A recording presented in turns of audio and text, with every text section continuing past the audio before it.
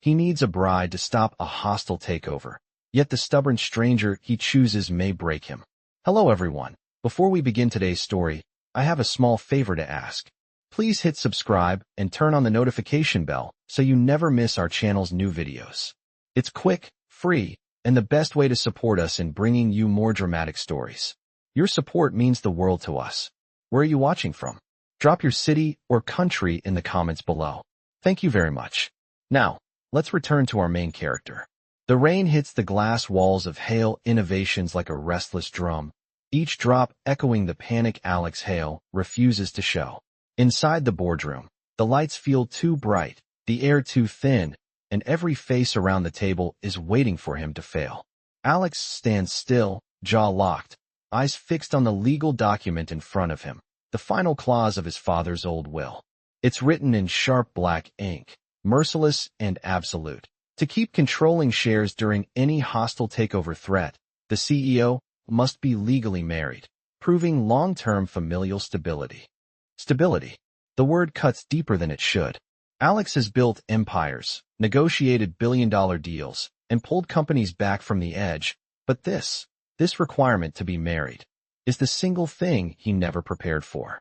They're coming for your seat, Alex, one board member whispers. By Monday, they'll have enough votes. Unless, Alex doesn't wait to hear the rest. He leaves the room with the urgency of a man running out of time. The elevator doors slide shut, and for one suspended moment, his reflection stares back at him. Perfect suit, perfect posture, perfectly alone. He whispers, almost to himself, a bride. In 72 hours. By the time the elevator opens, he already knows where he's going. The rain greets him like a cold wall as he steps onto the sidewalk, but he doesn't slow down. His driver rushes behind him with an umbrella, but Alex waves him off and crosses the street toward a tiny corner coffee shop, glowing warm against the storm. The bell above the door jingles softly as he enters, and the smell of roasted beans fills the air, thick and comforting. That's when he sees her. Maddie Clark, though he doesn't know her name yet, stands behind the counter, her apron slightly crooked, a pencil tucked behind one ear. She's arguing with someone on the phone, her voice tight but steady. I just need until Friday, she says softly. I'm not trying to skip rent. Please, sir, don't throw my things out. Alex doesn't mean to listen, but the desperation sneaks into him like a draft through an open window. Her eyes glisten, but she pulls herself together as a customer approaches, forcing a smile that's a little too brave for the situation she's in. Something shifts inside him, a spark of reckless clarity. He has 72 hours. She needs a miracle. And for the first time today, Alex feels something like possibility. She hands him a cup of black coffee, unaware that her life is about to collide with his in the most impossible way. He studies her for a heartbeat too long, then quietly says, Miss, how do you feel about making a deal? Her brows lift, cautious, curious. And Alex Hale, a man who never hesitates, takes the first irreversible step toward the mistake, or miracle, that will change everything. For a second, Maddie wonders if she heard him correctly. The storm is still tapping softly against the shop windows, the espresso machine humming like a distant thought, and Alex Hale is standing there with the calm intensity of someone who never wastes words. She blinks, fingers tightening around the edge of the counter. A deal, she repeats slowly. He nods once, his expression unreadable but steady, as if the idea has already been decided somewhere deep inside him. You need help, he says, not as a question but as a quiet truth. And I need. His voice trails off as if he is choosing each syllable with surgical precision. Maddie waits, suspicious but intrigued. People in suits usually want something.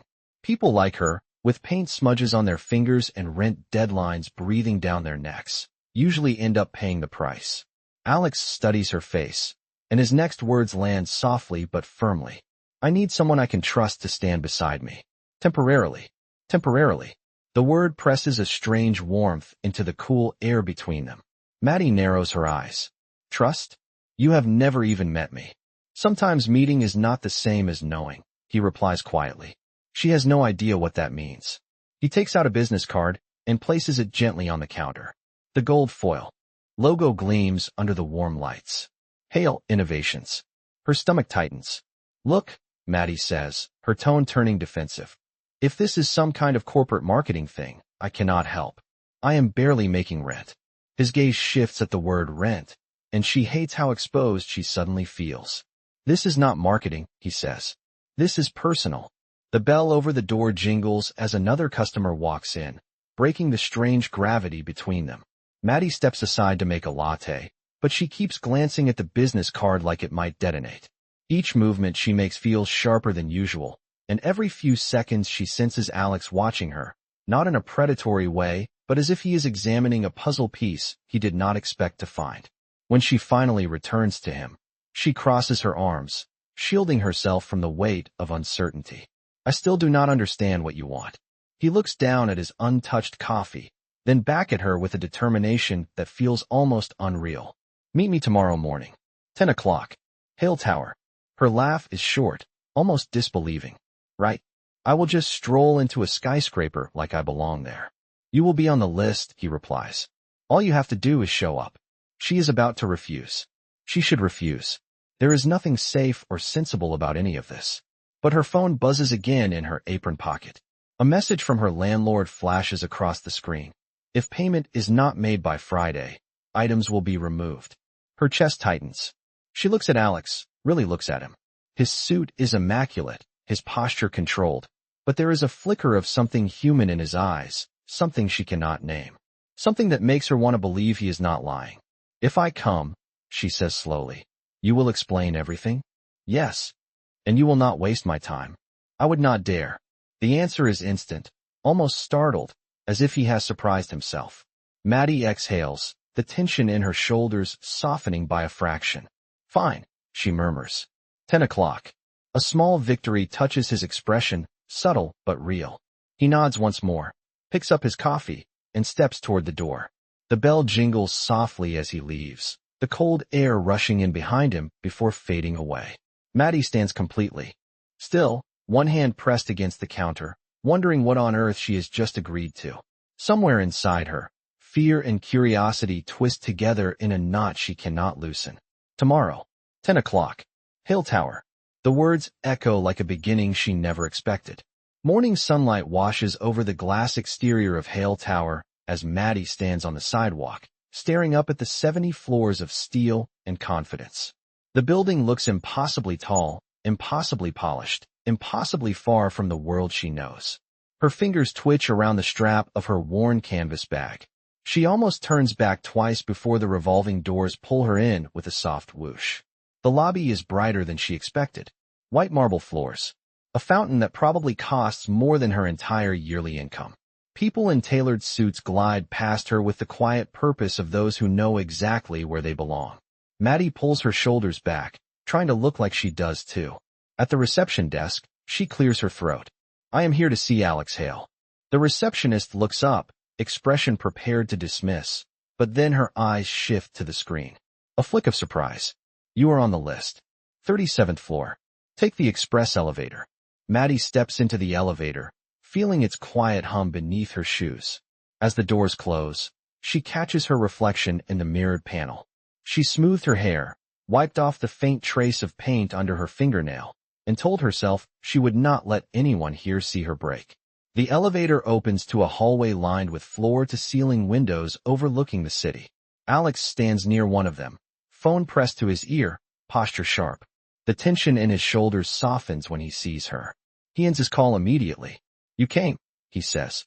You asked, she replies. He gestures toward a private conference room, its glass walls dimming automatically as the door closes behind them. Inside, it feels strangely quiet. Just a long table, a folder, 2 chairs, and a level of stillness that makes Maddie uncertain whether she should sit or stand. Alex settles into the chair opposite her and slides the folder forward. I promised I would explain everything, he begins. Maddie studies him closely. He looks different here than he did in the coffee shop. More controlled, more precise, more like the man who owns an entire tower. He opens the folder. Inside is a simple legal document. Not long, not complicated, almost too ordinary for the weight it carries. My father left a clause in his will, Alex says, to prevent outside investors from taking control of the company. The CEO must be married during any attempt of hostile acquisition. Maddie blinks. So you need a wife. I need someone I can trust. Someone with no ties to the board. Someone neutral. She exhales slowly. Someone like me. He nods once. I am offering a contract marriage. 6 months. You would attend 7 key events with me. You would have housing, compensation, full legal protections. And when it is over, you walk away with financial stability. The words hang in the air like delicate glass. Maddie feels the room tilt, just a little. She stares down at the document, then back at Alex. Why me? You could choose anyone. Anyone from your world. His expression shifts, subtle but sincere. Because you did not look at me like I was a prize. You looked at me like I was a person. That is rare for me. The honesty disarms her more than the contract itself.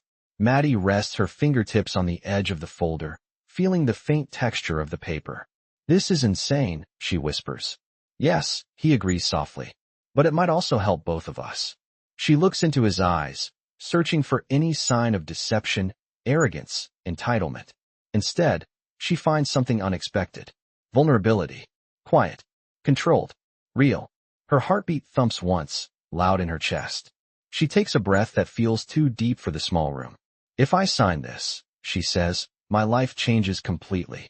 If you sign this, Alex replies, both of our lives change. Maddie lifts the pen, not to sign, but to test the weight of it in her hand. And for the first time since yesterday, she wonders if she is standing at the edge of a mistake or the beginning of something she cannot yet name. The pen feels heavier than it should, balanced between Maddie's fingers like a question she is not ready to answer. She lowers it slowly, letting it rest on the table as her pulse thumps in her ears. Alex does not push. He sits perfectly still, hands folded, waiting with a patience that surprises her. It would be easier if he looked arrogant or entitled. It would be easier if he acted like he owned her future the way he owns everything else. But he just watches her gently, like he knows this moment means more to her than it does to him. I need time, she finally says. Alex nods once. Take it. She steps out of the conference room into the wide hallway, the view of the city stretching endlessly beneath the tall windows. She is halfway to the elevator when his voice follows her, low but steady. Maddie. She turns. He walks toward her, stopping a few feet away, no closer than necessary. If you walk away, I will understand, he says. But if you choose to stay, I will treat you with respect. Always. Something softens in her chest, unexpected and unwelcome. Respect. She has not heard that word directed at her in a long time. She nods, unable to speak, and steps into the elevator. The doors close, sealing in her confusion. Outside Hale Tower, the city noise swallows her whole. A bus rumbles past. Someone laughs too loudly. A car horn blares. Everything feels too bright, too alive, too fast for the decision sitting heavily in her mind. She walks home, her shoes splashing through small puddles left by last night's rain.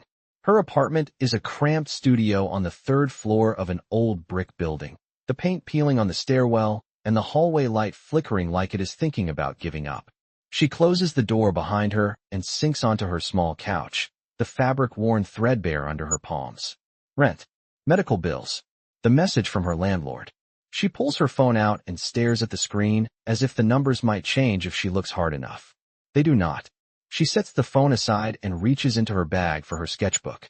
It falls open to a page she drew last week, a charcoal sketch of a woman looking out a window, her expression uncertain but hopeful. Maddie traces the lines with her thumb. What kind of person agrees to a marriage contract with a stranger? A desperate one, a foolish one, or maybe one who finally wants a chance to stop drowning. Her door suddenly buzzes. She jumps, startled. When she opens it, a delivery driver stands there holding a sealed envelope. For Maddie Clark, he says. She hesitates, then takes it. Inside is a small card with Alex's handwriting, clean and controlled. No pressure. No expectations. Whatever decision you make, let it be for yourself. Beneath the note lies a key card to a temporary suite at a mid-tier hotel nearby, paid for 1 week. Just enough time to keep her things safe while she figures out her next step. She sinks back onto the couch, staring at the key card. This is not manipulation. It is not charity. It is something else entirely. A gesture. A choice. She closes her eyes and exhales shakily. By the time the sun sets and the room grows dim, her decision lands quietly inside her chest, clear and heavy. The next morning, At 10 o'clock sharp, Maddie stands once again in the lobby of Hale Tower. This time, she is not trembling. This time, she asks the receptionist for access to the 37th floor with steady breath and lifted chin. When the elevator opens and Alex turns to see her, something subtle flickers across his face. Not victory. Something gentler. Something relieved. Maddie steps toward him with the calm of a woman who has already walked through her fear. "I am ready," she says. And this time, the pen does not feel heavy at all. The moment Maddie signs the contract, the room seems to shift, not louder or brighter, but calmer, as if the air itself settles around the decision she just made. Alex takes the signed pages with careful hands, almost reverent, as though he understands exactly how much she has risked to place her name beside his. "Thank you," he says softly, and there is no triumph in his voice, only sincerity. "We start immediately." She exhales a slow breath, bracing herself. "What does that mean?" "It means," he says, standing and offering her a steady look, "your life is about to change, and I will help you navigate every part of it." The elevator ride down feels unreal. Maddie watches the floors light up one by one, aware that each number brings her further from the world she knew and closer to a world she never imagined stepping into. When they reach the ground floor, a sleek black town car waits outside. The driver opens the door with a polite nod. Maddie hesitates, glancing at Alex. He gestures gently. "After you." The car glides into city traffic, smooth as a whisper. She sits stiffly, her canvas bag on her lap like a lifeline to her old identity. Alex watches her without staring, giving her room to breathe. "The first step," he says, "is presentation. You will be introduced as my fiancée soon, so you need a wardrobe that reflects the role." Maddie swallows. "You mean clothes?" "I mean choices," he corrects. "Options that help you feel confident." She looks out the window, unsure whether to be overwhelmed or grateful. After several turns, the car pulls up to a boutique with tall windows and soft lighting. The sign reads Marlowe Atelier, the kind of place she has only seen in magazines. "Alex," she says quietly, "I cannot afford anything in there." "You are not paying," he replies. "You are investing in the role."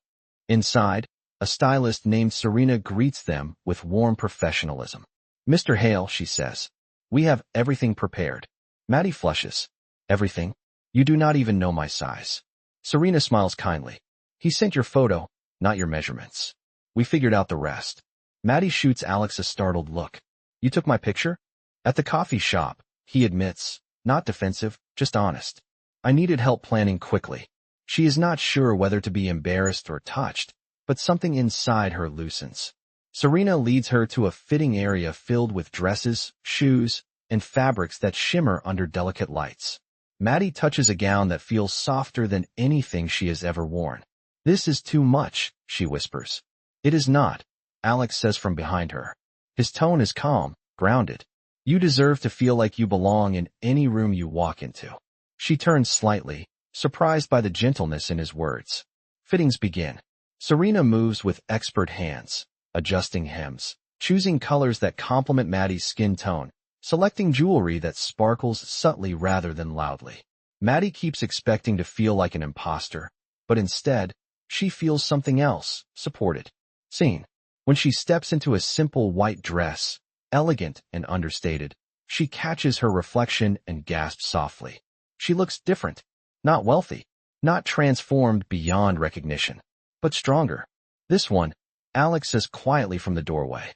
Maddie's eyes meet his in the mirror. Something unspoken passes between them, soft but undeniable.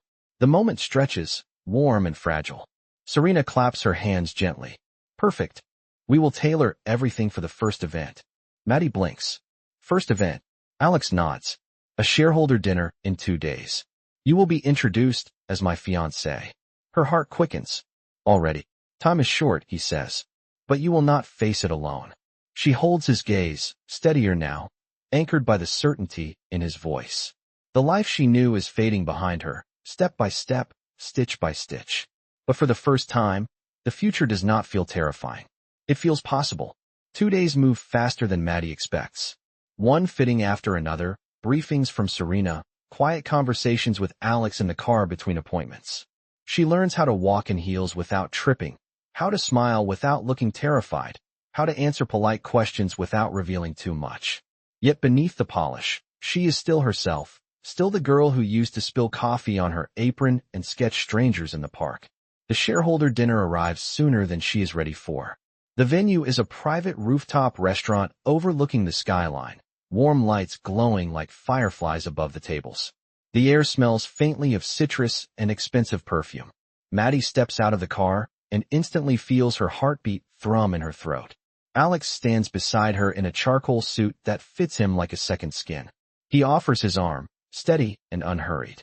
She hesitates only a second before linking hers with his. "You look beautiful," he says softly, without any flourish. Just a simple truth. She exhales. "You look like you do not get nervous." A faint smile touches his lips. "I do. I simply hide it well." They walk in together, and dozens of heads turn. Conversations pause. Utensils clink softly against plates. These are people who have known Alex since he was a teenager, lifelong board members, investors who watched his father build the company from the ground up. Maddie feels all of them examining her, measuring her worth against a world she has never belonged to. Alex leans in slightly. "Remember," he murmurs, "you are not here to impress them. You are here with me." His voice anchors her. The evening begins with polite greetings. Faces blur together. Names slip from her memory as soon as they are spoken. She repeats the line Serena coached her on. "Yes, it is very nice to meet you." Yes, she and Alex are very happy. Yes, she is excited for the future. But beneath the rehearsed responses, Maddie adds small pieces of herself, moments of honesty that draw a few small smiles from the guests. During dinner, a woman with jeweled earrings leans across the table. "My dear, where did you two meet?" Maddie almost chokes on her water. She glances at Alex, who remains calm, letting her answer. Her cheeks warm, but she finds her voice. "At a coffee shop," she says with a small smile. "He needed something he did not expect. And so did I." The woman hums approvingly, as if the simplicity comforts her. When dessert arrives, Maddie excuses herself to the terrace. She needs a breath, a moment away from the elegant chaos. The night air is cool, brushing against her shoulders as she steps to the railing. The city stretches out below, glittering, endless. She presses her palms against the metal, letting the view calm her fluttering nerves. Footsteps sound behind her. Alex. She does not need to turn to know. He joins her quietly, leaving a respectful distance. "You did well," he says. "Better than well." She laughs softly. "I nearly spilled water on the vice chair." Nearly does not count. She shakes her head, but the tension eases. Silence settles between them, not heavy, but warm, comforting. Maddie studies the skyline. "They all know you. They understand your world." "I feel like an extra puzzle piece forced into the wrong box." Alex looks at her, the city lights reflecting in his eyes. "You are not forced," he says gently. "You chose to be here, and that makes you stronger than you think." Something tender blooms in her chest, surprising her. She turns toward him, voice soft. "Are you always this reassuring?" "Only when it matters."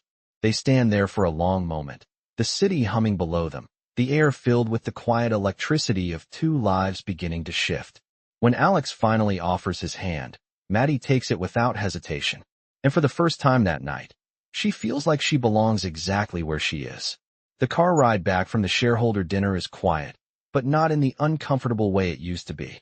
Maddie sits with her hands folded in her lap, replaying the night in her mind, each moment buzzing faintly beneath her skin. She expects Alex to be absorbed in his phone, answering emails, calculating strategies, but instead he sits angled slightly toward her, watching the passing city lights with a contemplative expression. "You handled everything tonight with grace," he says finally. "You did not let them intimidate you." She smiles softly. "I was terrified the entire time." "You did not show it." He says it like it is a compliment, but something in his tone makes her wonder how many times he has had to hide his own fear.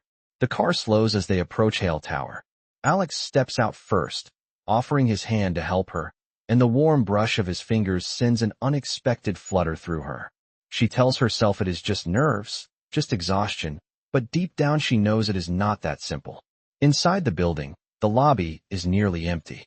The night security guard greets Alex with a nod, then glances at Maddie with a curious smile. She tightens her grip on her small clutch, suddenly aware again that this world watches her closely. The elevator opens with a soft chime. As they step inside, the doors slide shut, leaving them in a small cocoon of quiet. There is something I should prepare you for, Alex says gently. Maddie tilts her head. What is that? Not everyone will welcome you. His voice remains calm, but the words settle like a soft warning. Some people will question your motives. Some will question my judgment. And some may try to make you feel small because you are not from their world. Maddie absorbs that, her chest tightening. Do you regret choosing me? Alex's answer is immediate. No, the certainty in his voice steals her breath for a moment. The elevator opens on the 37th floor.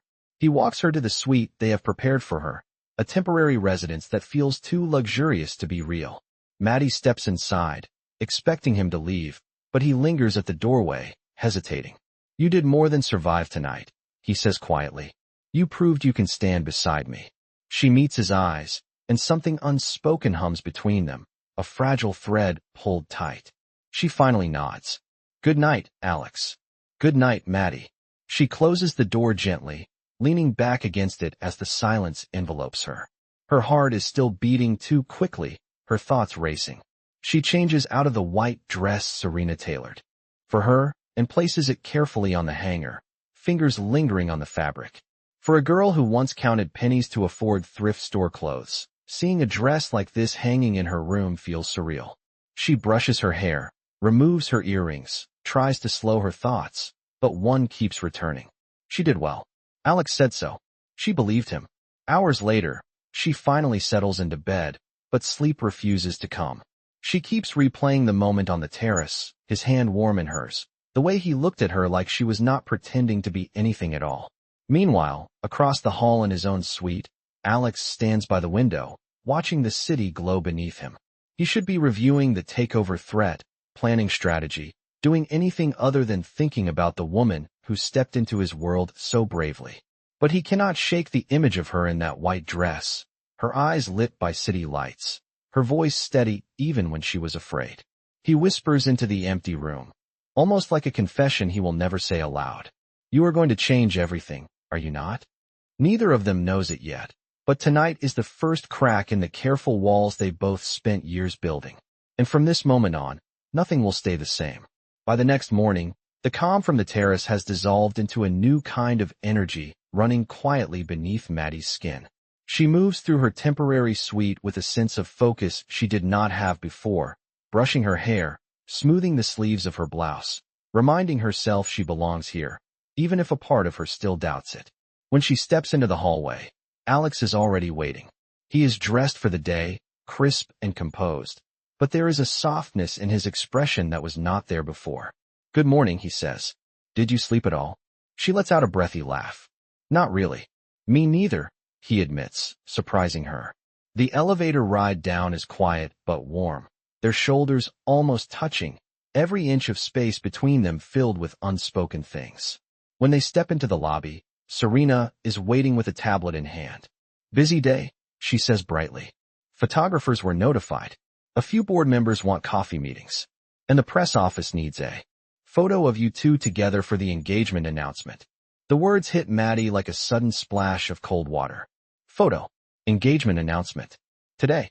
Serena gives an apologetic smile. The rumors from last night are already moving. It is better to control the story early. A brief photo session will do. Alex notices the tension rise in Maddie's posture. He steps closer, voice low enough that only she hears. You do not have to be perfect. You just have to be real. Something about that steadies her. They enter a private studio on the second floor, all soft light and muted colors. A photographer with round glasses ushers them to a backdrop. Maddie sits on a small bench, smoothing her skirt nervously. Alex sits beside her, leaving enough space to be respectful, but the photographer frowns. Closer, he says. You are engaged, not business partners. Alex glances at Maddie, silently asking permission. She nods. He shifts closer. Their shoulders touch lightly.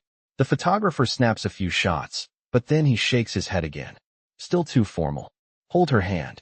Maddie inhales sharply. Alex pauses, studying her carefully, giving her the chance to refuse. She lifts her hand slowly, placing it in his. His fingers curl around hers, warm and steady, as if the gesture is far more natural than it should be. The photographer brightens. There. That is it. Click, click, click.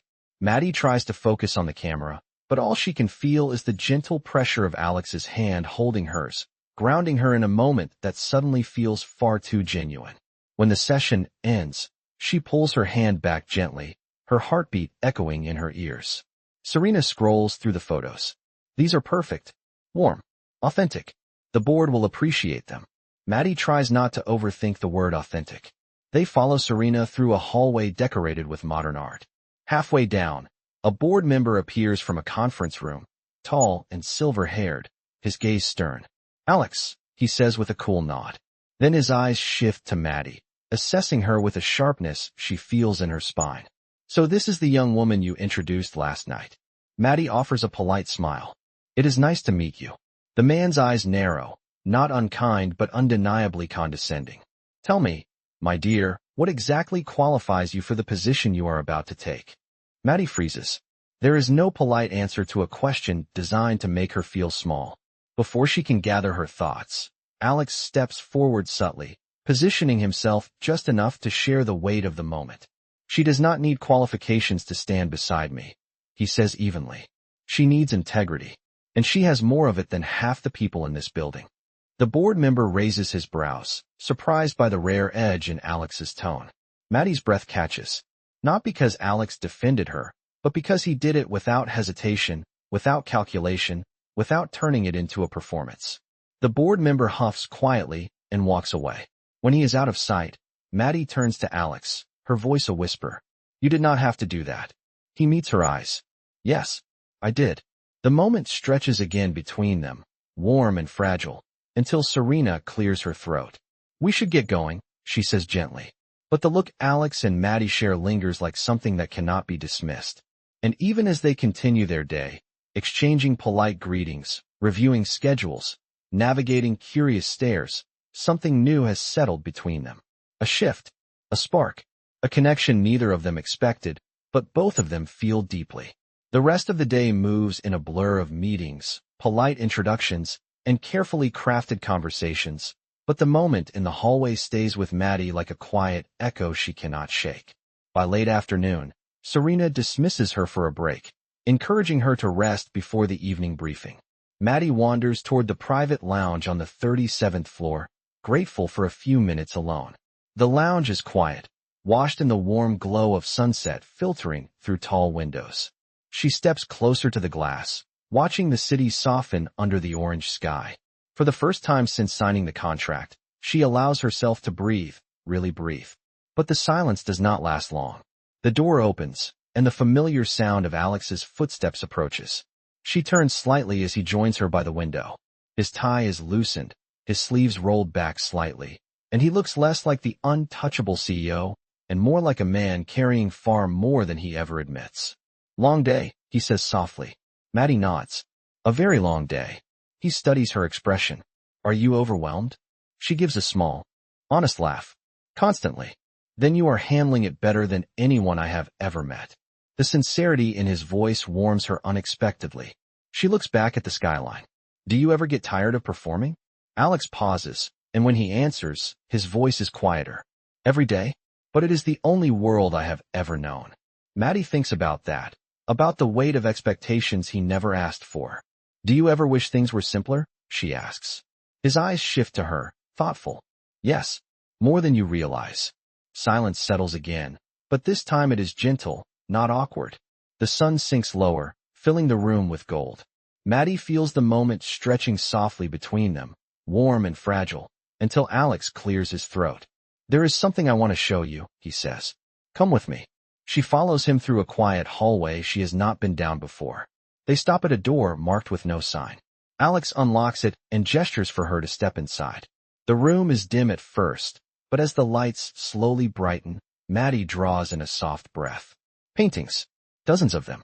Canvases of different sizes, leaning against the walls and displayed on stands, each one rich with color and emotion. Landscapes, abstract swirls, quiet portraits. She turns to Alex, stunned. "These are yours." He nods, almost shyly. "I paint when I can." Not many people know. Maddie steps closer to a piece with soft blues and gentle strokes that look like waves at dusk. They are beautiful, she whispers. Alex watches her, his expression unguarded. I used to dream of doing this, he admits. Before the company became my entire life. Maddie turns toward him slowly. This is the first time he has let her see something vulnerable, something private and real. Why are you showing me this? She asks softly. Alex hesitates, choosing his words with care. Because you remind me of the part of myself I stopped listening to, he says. The part that wanted a life built on something real, not just strategy and expectations. Her breath catches, not from surprise, but from the truth in his voice. He steps a little closer, not invading her space, but offering presence, warmth. You changed the air in my world, Maddie, he says quietly. You walked in, and suddenly everything felt different. She swallows gently, her heart thumping with a soft, steady ache. Alex, I know this started as a contract, he continues, his voice steady but tender. A transaction, a necessity, but I cannot deny what I feel when I am with you, and I will not pretend it is nothing. The room holds its breath as she lifts her eyes to his. It is not nothing, she says, barely a whisper, but enough. The sunset spills through the doorway, painting the edges of the room with gold as the distance between them softens, not closed, but understood. Two people, bound by circumstance, quietly stepping into something neither of them planned, but both of them feel. And for the first time, the contract does not feel like the foundation of their story. The connection does.